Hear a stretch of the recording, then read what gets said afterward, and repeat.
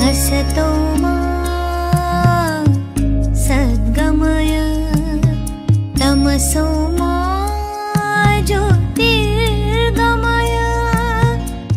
नमस्कार, तमसो मा ज्योतिर्गमय आज अध्याय को आपण मानक स्वागत करुच्ची मोर माँ बल्लभ।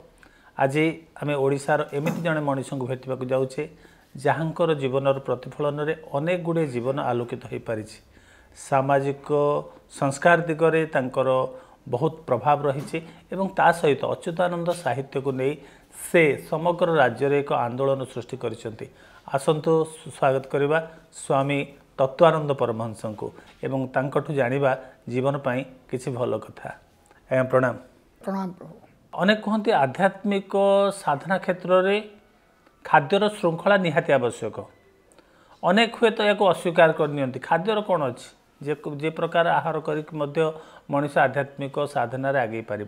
आपण मत कौन आध्यात्मिक साधना पाई बा आध्यात्मिकवादी मनीष पाई खाद्यर श्रृंखला एकांत आवश्यक बोली आपण भावती कि? निश्चय आवश्यक,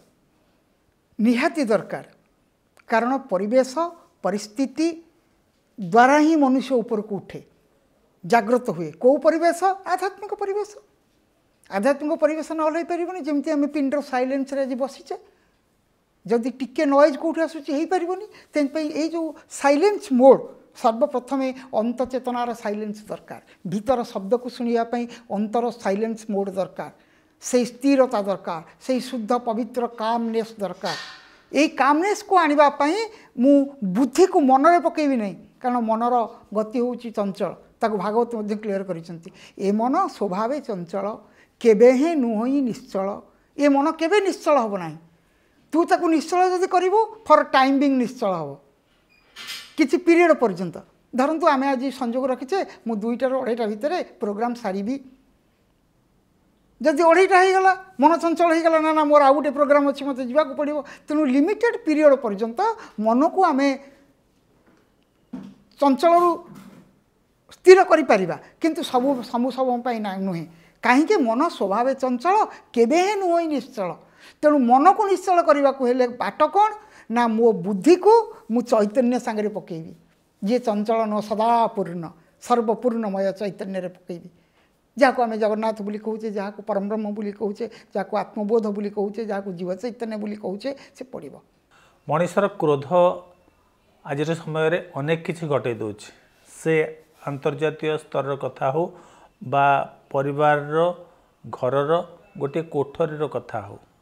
तेबे मनीष मन रे क्रोध आसे कहीं एवं ए क्रोध को किपरि मनीष कंट्रोल करि परिबो बा ताकू आयत्त करि परिबो? करिपारिबो। क्रोध को आयत्त किछि असर नहीं। क्रोध कहीं जात हुए, कौठु आसे? क्रोध रहिबो आम भीतर, ता शरीर सहित संयोग, बुद्धि विचार सहित संयोग। केतेबेले ना जो गोटे निर्दिष्ट मार्ग रे आम जाउछु, जदि तहिरु टिके एपट सेपट हुए, विरुद्धाभास हुए, विरुद्धाचरण हुए, तेबे आमको शरीर रे क्रोध जागृत हुए। से क्रोध को अवनमित करिबा मनुष्य विचार कार्य अटे। तेणु आमर जो तत्वमसी गुरुतत्व कहे मार्ग तोर कौन ना विचार ही मार्ग। विचार करूँ जो विचार क्या नहीं करूँ ना विवेक को नहीं विचार करूँ, विवेक ज्ञान रे विचार करूँ। विवेक ज्ञान विचार कले कौन हम ना बुद्धि विवेक ज्ञान फले। बुद्धि विवेकर ज्ञान बल जदि विचार करूँ, बुद्धि विवेक ज्ञान बले मरण जिणी पारू हेले। मरण को मध्य तू हेले जिणी दे पारू, कारण तोर बुद्धि विवेक ज्ञान अच्छी। जेहेतु आमर विवेक चैतन्य उदय जो मानकर नाही तांको पाखरे क्रोध आसे। विवेक कौन ना विवेक स्फटिक मणि सदृश। ता सहित आम से संयोगीकरण करवा क्या ना मोर शुद्ध चैतन्य बुद्धि को। शुद्ध चैतन्य बुद्धिटा कौन ना मु प्रथमे जीव अटे, मु प्रथमे शिव अटे। यही शिव शक्तिर आधार जागरण नहला पर्यंत केबे हेले से विवेक बोध बा ईर्षा आमको छाड़ी जीवने आम पाखे ईर्षा क्रोध रहिबो, जोटा कि सबुठारु परम नष्ट कर दिए। स्थिर हेले क्रोध को बसवर्ती करिपरिबा, अमन रे गले क्रोध को स्थिर करिपरिबा। अमन शब्दर अर्थ होची नो माइंड, मन को दबा नहीं। कौन क्रोध? तापे प्रथम अस्त्र होची कर्ण। मु कान शुणिले तो क्रोध करी, मुझे न शुणी कान केमी शुणुचे? आपण कहते बा पाठ पिला पढ़ाऊँ शिक्षक गोटे पिला कहते शुणी पारे कहीं गोटे अन्य मनस्क थी शुणा पछरे बा कर्म इंद्रिय गुड़िक जाग्रत हवा भितर ज्ञान इंद्रिय गुड़िक जाग्रत रहा भितर मन संयोगीकरण अच्छी जदि मनटा अलग को पलैला ये गुड़िक क्रियाशील हो पार ना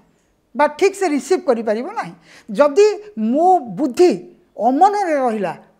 ये जेते जागतिक क्रिया चली आपको सी ग्रहण करना जदि ग्रहण न कला रिएक्शन नहीं एक्शन अच्छी पुणी थे जो आउ थे एक्शन रिएक्शन से रिएक्शन आउ तार हम नहीं कारण से तो एक्शन नहीं रिएक्शन कौट आसो तेणु कहीं एक्शन नहीं ना से मो कथा शुणुनी गोटे पागल जमी कारी कथा शुणे ना से ता कथा शुणी कहीं चली जाए जी कौन कहले कौन न कहले कौन ठीक से भाई आमको जिते अमन मंदिर को आम जा से मन हूँ मंदिर अमन हूँ दिय मंदिर भितर देवता हूँ अमन अमन स्थिति को जिते मो बुद्धि जीव से कौन सी कथा को बाह्य कथा को से शुणी पार ना केवल अंत चेतनार स्वर को से शुणुव कौटी ना आमर थर्ड आई स्पिरिचुअल आई किसी असुविधा नहीं से क्रोध कमिज मन को जो बुद्धि मन अमन सांगे पड़ो भल जिनस देखापी आखिर जो व्याकुलता प्रत्येक मनीष भितर गोटे सौंदर्यर कामना रही तेबे ए सौंदर्य कौटी थाए ताहा बाह्य जगत थाए ना मनीष भितर थाए निज भितर सौंदर्य अच्छी बाहर सौंदर्य अच्छी बाहर जहाँ अच्छी प्रकृतिर सौंदर्य से प्रकृति सौंदर्य को किए अनुभव करुचे ना मोर भावना जदि ये सुंदर फूलटे फुटी मुझे ग्रहण करी जहाँ को आम कहे जे जेते देखुले से नुआ दिशु थाई सुंदर तृप्तिर अवसाद ना जिते देखुले ताको आम नूतनत्व देखुवा जे भाई आध्यात्म विज्ञान को आम जिते घाटुले तादर नूतन चैतन्य बाहर ठीक से हीपरी आम जिते से सौंदर्य कौ सौंदर्य ना परा सौंदर्य को आम जा से अपरा प्रकृतिर सौंदर्य ता सहित संयोग अच्छी जो भाई स्थूल शरीर सौंदर्य क्या सहित संयोग अच्छी ना सूक्ष्म शरीर संयोग अच्छी सूक्ष्म शरीर कारण शरीर सहित संयोग अच्छी जो आम कारण शरीर को जीवा बा जीव चैतन्य को जीवा से आर सौंदर्य आम उपभोग कर शिव तत्व ना तो उपभोग कर सौंदर्य बा उपभोग मो इंद्रिय मान द्वारा हुए स्थूल शरीर इंद्रिय मान द्वारा क्या नहीं हुए ना मो बौद्धिक विचार द्वारा हुए सिद्धांत द्वारा हुए चेतन शक्ति द्वारा हुए जार जी चेतनशील शक्ति से उपभोग कर प्रकृति को शरीर को उपभोग कर जदि आम उपभोग कर न पारुछु जमी आम मंदिर में भोग देलापर आम बांटिके खाऊ ताको उपभोग कहू से भाई ये जो दि जाइए उपभोग करने को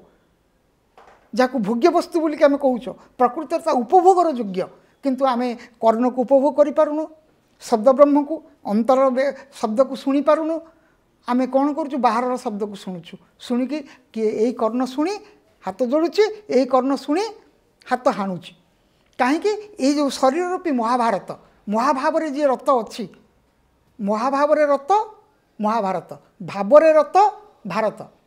नट इंडिया भारत माने नट इंडिया नुह भावरे जे रत ता ना भारत महाभावरे जे रत महाभारत ये महाभारत रे कर्ण होउछन्ति सबुठार बड़ बलवान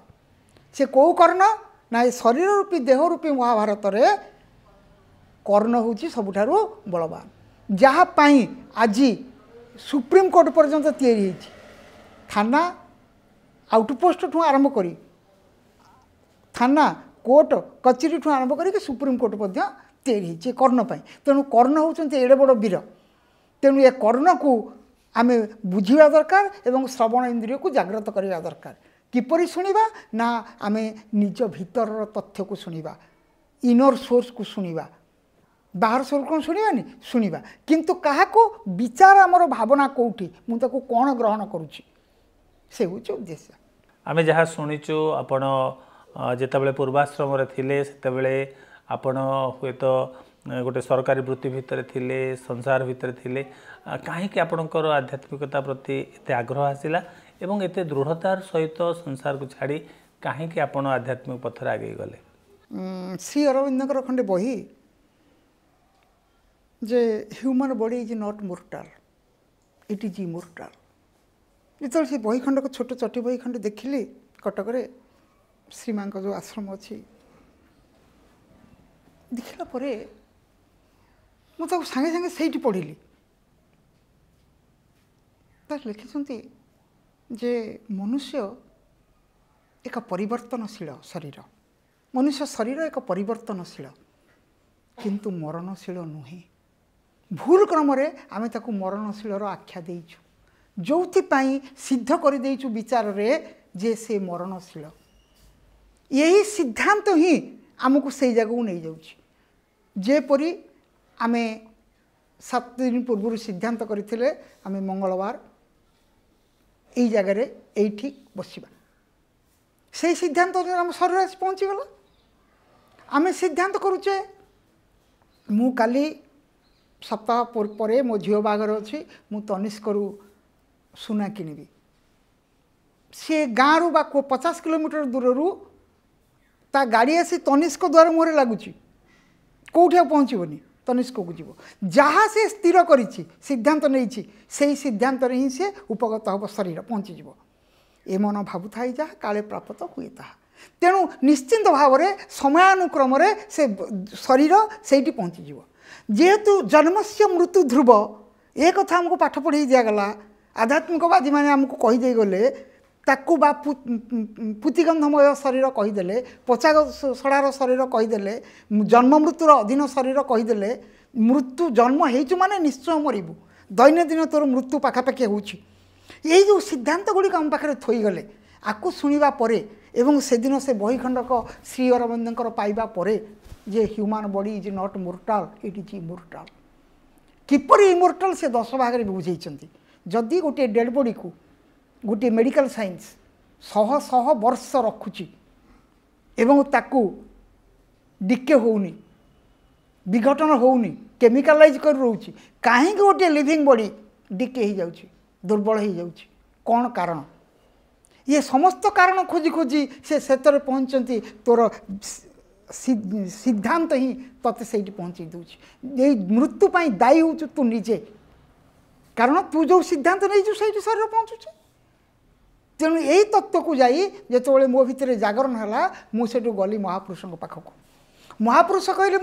ମୁଁ ଚ୍ୟୁତ ନୁହେଁ, ମୁଁ ଅଚ୍ୟୁତ। ଅଗଣି ଖୁଣ୍ଟିଆ ମୋ ନାଁ ଥିଲା, ମୁଁ ଅଗଣି ଖୁଣ୍ଟିଆରେ ଜାଗରଣ ହେଉଥିଲି। କିନ୍ତୁ ଯେତେବେଳେ ଅନୁଭବ କଲି ମୋର ପ୍ରତିଟି କୋଷ ସେଇ ମହାଶକ୍ତି ସଞ୍ଚାର ସହିତ ଲାଗିଛି, ସେଲ୍ଟା ସୋଲ୍ ସାଙ୍ଗରେ, ସୋଲ୍ଟା ସୋଲାର ସାଙ୍ଗରେ, ସୋଲାରଟା ବ୍ଲାକ୍ ହୋଲ୍ ସାଙ୍ଗରେ, ବ୍ଲାକ୍ ହୋଲ୍ଟା ଜଗନ୍ନାଥ ସତ୍ତା ସାଙ୍ଗରେ ଲାଗିଛି। ଜଗନ୍ନାଥ ସତ୍ତା ଯାହାକୁ କ୍ଲିଅର କରୁଛନ୍ତି। ସେତେବେଳେ ମୋ ଭିତରେ ଜାଗରଣ ହେଲା ଭାଗବତର ଅଧ୍ୟାୟରେ ଯେ ଜଗନ୍ନାଥ ଯେ ପୂର୍ଣ୍ଣ କଳା, ତହୁଁ କଳା ଏ ନନ୍ଦ ବଳା, କଳା କୁଶଳ କଳା କରି, ଗୋପେ ବି ହରେ ନର ହରି। ଆକୁ ଆମେ ସମସ୍ତେ ଶୁଣିଛେ। ସେ କ'ଣ ତାର ତଥ୍ୟ, କ'ଣ ତାର ତତ୍ତ୍ୱ, ଏଇ ତତ୍ତ୍ୱ ଉପରେ ମୁଁ ଖୋଜି ବୁଲିଲି। ଖୋଜି ବୁଲିଲା ପରେ ଯେତେ ଅଚ୍ୟୁତ ପ୍ରେମୀ ଅଛନ୍ତି ତାଙ୍କୁ ପଚାରିଲି,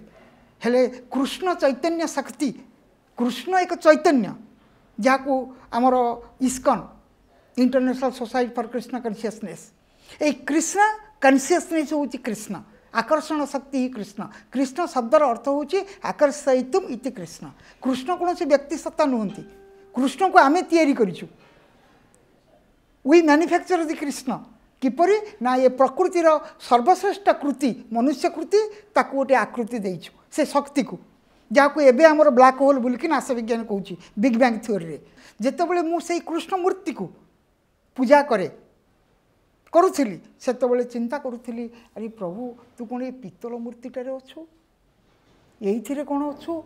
ତୋର ଚୈତନ୍ୟ କ'ଣ, ତୁ କ'ଣ କିପରି, ତୁ ସର୍ବବ୍ୟାପକ। ଯେତେବେଳେ ଜାଣିଲି ସେ ସର୍ବବ୍ୟାପକ ଚୈତନ୍ୟ କିପରି ଭାବରେ ଅଛି ନା ଆକର୍ଷଣ ଶକ୍ତି ଭାବରେ ଅଛି। ଆକର୍ଷିତ ଇତି କୃଷ୍ଣ। ସେ ଆକର୍ଷଣ ଶକ୍ତିକୁ ପାଇବା ପାଇଁ, ମୁଁ କୃଷ୍ଣ ଚୈତନ୍ୟକୁ ପାଇବା ପାଇଁ, ଜଗନ୍ନାଥଙ୍କ ଚେତନାକୁ ପାଇବା ପାଇଁ ଖୋଜି ବୁଲୁ ବୁଲୁ ମୁଁ ଆଜି ମହାପୁରୁଷ ଅଚ୍ୟୁତଙ୍କ ପାଖରେ ପଶିଗଲି। ମହାପୁରୁଷ ଅଚ୍ୟୁତ କହିଲେ ତୋ ଶରୀର ଜଗନ୍ନାଥ ସାଙ୍ଗରେ ଲାଗିଛି। ତେଣୁ ଯେଉଁ ଜଗନ୍ନାଥ ମୂର୍ତ୍ତି କେଉଁଠି ନା ନୀଳକନ୍ଦରେ ବାସ, ସେଇ ଏଇ ନୀଳକନ୍ଦରରେ ସେଇ ଜଗନ୍ନାଥ ମୂର୍ତ୍ତି ଘଟେ ଘଟେ ଉଦିତ,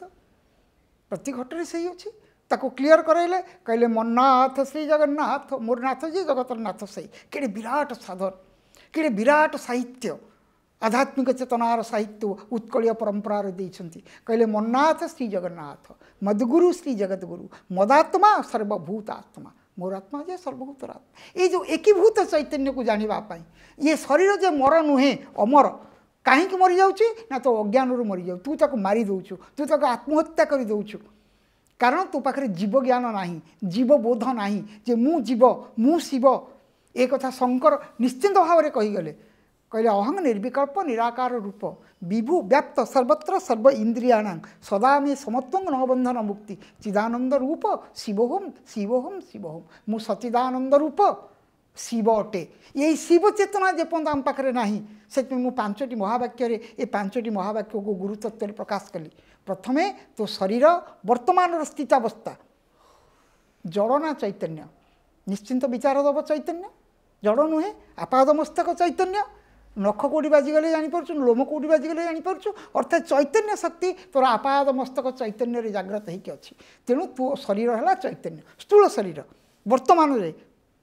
चैतन्य तापर ये इंद्रिय गुड़ाक दिव्य ना अदिव्य ना दिव्य चेतनार या तो भावना रे तो अदिव्य कर देइछु तो बुद्धि विचार अदिव्य कर देइछु किंतु इंद्रिय गुड़ाक दिव्य तापर आसला शिव तत्व तो शरीर कौन बर्तमान शब केबे नुहे तेणु मो शरीर शब शब नुहे शिव शबर विपरीत अर्थबोधक शब्द हूँ शिव आमको यह पाठपढ़ा कला ना तेणु मो शरीर हूँ शिव परवर्ती आसला तो शरीर मृत ना तो मो शरीर अमृत न अमृत मृतर विपरीत अर्थबोधक शब्द हूँ अमृत तेणु मो शरीर हूँ अमृत मो शरीर हूँ शिव मो शरीर हूँ दिव्य मो शरीर हूँ चैतन्य एवं मो शरीर हूँ नश्वर नुहे वर्तमान ईश्वर ईश्वर आ नश्वर विपरीत अर्थबोधक शब्द जहाँ ईश्वर ता नश्वर नुहे जहाँ ईश्वर ता नश्वर नुहे अर्थात मो शरीर वर्तमान ईश्वर नश्वर नुहे यही कथा को बुझाइवाई से दिन यही शक्ति को जागरण करने गोटे कृष्ण को मूर्ति तैयारी करागला ये मनुष्य रूप को दिगला ता देहरे एक रंग भरी दिगला कौ रंग आकाश को देखिले देखा जाउछि नील महासमुद्र को देखिले देखा जाउछि नील तेणु जो अनंतर भाव जागृत हुए से अनंत आभा सृष्टि हुए से नील वर्णर आभा जागृत हुए तेणु गोटे नील वर्ण कले यही भाव में कृष्ण को आम तैयारी कलु ताकू देखा डेमो करने क्या ना से ब्लैक होलर से शक्ति को जोटा कि माध्याकर्षण अच्छी जोटा कि मो शरीर में अच्छी किपरि अच्छी ना W = mg mass into gravity मोर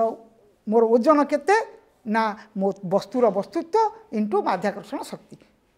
अर्थात तार माध्याकर्षण शक्तिटा वस्तुर वस्तुत्व सहित गुणित कहीकि अच्छी मोर ओजन आकार में तेणु माध्याकर्षण शक्ति मो भितर अच्छी जहाँ कहते तू किए ना मु तो आत्मशक्ति अच्छु आत्माटी कौन एक आकर्षण शक्ति जहाँ को गीता को प्रमाण दूसरे अहं आत्मा गुड़ाकेश हे गुड़ाकेश मो आत्मा अटे एक आकर्षण चेतन जागृत कर धरी तेणु यही भावना को जाऊ जाऊ जिते मु बुझीपारि ना जे समस्ते कहले तो शरीर मरणशील किंतु मु एकमात्र मो बुद्धि मत विचारण कला ना तू जन्म कहीं कौन मरवा जदि मरवा कहीं जन्म हेलु जन्म कहीं मृत्यु जदि मृत्यु तेज जन्म कहीं ना निजको निजे जानापी निजर परिचय निजे नापी मु किए जानापी को अहम को अहम को अहम खोजी बुलापी जाओ ये कोहम को खोजी शेष में मु मोर परिचय पाई मु शिव अटे मु ज्योति चेतनार आधार अटे मु परमर अंश अटे ताको प्रभु कहते अंशा अंशे पूरी तुम अंशा अंशे पूर्ण होगी अच्छ शरण प्रभु विशेषकर अच्युतानंद महापुरुष पंचसखा जुगर से जो दिव्यात्मा तांको प्रति आपण मन भीतर एत आग्रह आसला कहीं एवं अच्युतानंद प्रति आपण किपरि समर्पित हेले जे एकमात्र कारण होची से गोटे ब्रह्म विराट जंत्र 84 जंत्र खंडे बही प्रभुंकर अच्छी प्रभुंकर गोटे 84 जंत्र खंडे बही अच्छी से 84 जंत्र भितर गोटे देह जंत्र अच्छी से देह जंत्रटी को सर्वोच्च आसन देइछंती एवं सर्वोच्च आसन भितर ताकू ब्रह्म विराट जंत्र आकार प्रकाश करिसेंती ब्रह्म विराट जंत्र शरीर एक जंत्र या साधा जंत्र विराट जंत्र एवं ये विराट जंत्र भितर जाग्रत जो अच्छंती यही विराट जंत्र भितर ब्रह्म शक्तिटा जाग्रत अच्छी तेणु ना देले ब्रह्म विराट जंत्र जेहेतु शरीर को से ब्रह्म विराट जंत्र पृथ्वी एकमात्र बोधे महापुरुष महा अच्युत जे ये शरीर को ब्रह्म विराट जंत्र उपर देखते तेणु जेतबले प्रभुंकर कृपारू यही भाव जागृत है ना यही जंत्र ही तोर आधार सेतबले कौठू जात हेलु ना तोर जन्म इतिहास मातृगर्भरे बिंदुपातरू जात हेलु बिंदुरे कौटी जात हेलु ना पद्म वनरे पद्म माता गर्भर पद्मरे से मृणाल चक्र जो मु धारित हेली सेतबले मो ना है पद्मयुक्त बा मो आयु को धरला वेद चारोटी वेदरू गोटे उपवेद अच्छी ता ना हूँ आयुर्वेद अनेक 10टी उपवेद अच्छी तादू गोटे वेद हूँ उपवेद हूँ आयुर्वेद ए आयुर्वेद रे जोटे शक्ति अच्छी आयुध ये आयु को धरी अति सरल कथा आयु को जी धरी किए धरी ना आयु को जी धरी किए ताको चार विभाग विभक्त कले कहले तो आयु को ये चारोटी सत्ता धरी गोटे है पद्म गोटे शंख गोटे चक्र गोटे गदा गोटे पद्म शंख चक्र गदा पद्म धरी यही शंख चक्र गदा पद्म आयुध माने वीपन्स नुहे आमको वीपन्स बुझे दि जाइए किंतु मुझे बुझिली महापुरुषों ठारू महापुरुषों तत्व लेखारू आयुध हूँ आयु को जी धरी से आयु क्या धरी ना प्रथम आयु तोर माता गर्भ पद्म धारित है माता गर्भ पद्म मु बिंदुपात धारित हेली प्रथम आयु पद्म आसला तापर तैयारी है बुलिला प्रथम मासे तुझे हेलु धवल वरुण जशोबंधु दासकर द्वितीय मासे तुझे जले जे सने मीन द्वितीय मासरे मीन अवतार बुलिलु जो मीन अवतार बुलिलु आमर प्रथम जागरण है बा अवतारवाद जो मानलु जिते बर्तन है से बर्तन प्रथम बाद है मोर मत्स्य रूप कौन माछ परी बुलिली मातृगर्भरे जहाँ को आम मीन बोली कहे जमती कहुए जे अष्टादश पुराणेषु व्यासस्य वचन द्वयम परोपकाराय पुण्याय पापाय परपीडन ओडिशार व्यास बोली कहले अच्युतानंद अत्युक्ति हम ना असरंती आध्यात्मिक साहित्य को से रचना कर जाइछन्ति तेबे तांकर जो साहित्य से साहित्यर मौलिक तत्व बा तार सार निर्यास कौन बोली आपण भावंती मो पाखु से शून्यवाणी आसला अरे तत गोटा पोथी देइछि बा से गोटा मिछ पोथी धरी तत गोटा सत पोथी देइछि तू ताको पढ़ी पारुनु मत कहीं आसी मो पाखे गुहारि करियो बोली प्रभु कौन मत गोटे सत पोथी देइछन्ति ना हाँ तू ताको पढ़ी पारुनु सत पोथीटा हूँ तो शरीर को तू पढ़िले अपाठ पढ़ी अपढ़ा पाठ को पढ़िले पाठ है पारे पा ठरे ठ मुंड ये है पाठ यही पाठ को तू जिते पढ़ू सेते ता भीतर तू अपढ़ा पाठ जानबू बा अलेखा पाठ बा शून्य ये शरीरटा हूँ गोटे शून्यपोथी ये शून्यपोथी के तू पढ़ से दिन शून्यपोथी को पढ़ला आज पर्यटन जिते पढ़ुची ता भीतर सेते तत्व बाहर सेते चेतनार कथा बाहर कारण ये अनंत गर्भ ये अनंत गर्भरे अंतरिक्ष जिते चैतन्य अच्छी अनंत गर्भरे सेतिकी चैतन्य अच्छी तेणु अंतर्गत चैतन्य आउ अनंत शून्यतार चैतन्य एकाधार लागिक अच्छी तेणु अंत जानिले नामकरण हुए सन्थ जो मैंने अंत न जानी से सन्थ हो पारे ना तेबे तत्व को जानिले तत्व आनंद हेले तत्व आनंद जो मैंने तत्व को आनंद ने तत्व आनंद हे परमहंस कौन ना हंस जो शक्ति सहित संयोग अच्छी परम शक्ति सहित ताकू जो अनुभव करूँ जो श्लोकटी बोलूली जे गमागमस्तं गमनादि शून्यम मचिन्त्य रूपं परम पवित्रं पश्यं तत्वं सर्वंतरस्थं नमामि हंसं परमात्म रूपं से हंसटी हूँ परमात्मा रूप ये कथा जो जानव तुमको परमहंस नाम ज्ञान तुम उदय हम किपरि ना तत्व आनंद है तत्व आनंद हंसटा परम खेलुची परमहंस यही तत्व को बुझिला परे निजर नामकरण को मु सन्थ तत्वानंद परमहंस नाम नामित कली आपणकर ट्रस्ट एक्ट रे रेजिस्ट्रेशन कली 2011 मसीह 11/11/2011 ठारू आपको आरंभ कली एवं 11 मसीहार गुरु पूर्णमी रे प्रभुंकर से जो महिमा गादी अच्छी जोटी पोथी थुआई ब्रह्मास्मि अहं ब्रह्मास्मि मु ब्रह्ममय जगत जहाँ महापुरुष अच्युत कहले ओं ब्रह्म कौन ना ओं है अ उ म को आम ब्रह्मा विष्णु महेश्वर कहे प्रकृत में ब्रह्मा विष्णु महेश्वर नुह ता हूँ है अर्ध उ है ऊर्ध म है मध्य ये अर्ध ऊर्ध मध्य ब्रह्मांड रे जहाँ पिंड रे सेया पाद आउ सहस्रार चक्र आधार करके ये जो अ उ म ओं आकार ये ओंर आकारटी हूँ तो शरीर ये है ओंकार यही ओंकार सहित जो तत्वटी जाग्रत अच्छी ब्रह्म चेतनाटी अच्छी से ब्रह्म बिंदुटी अच्छी जो ब्रह्म शक्ति को आधार करूँ ताकू जदि अनुभव करूँ तेरे रथे तू बामन दृष्टि पुनर्जन्म न विद्यते रथरे बामन को देखिले ये रथ नुह से रथ तो आम या बामन को बसौचु जहाँ जगन्नाथ बोली कहूँ आम जगन बसौचु किंतु रथ शरीर रथ मेव तू शरीर रूपक रथरे बामन रूपी जीव को जिते दर्शन करूँ से तोर ए पुनर्जन्म हम ना असतो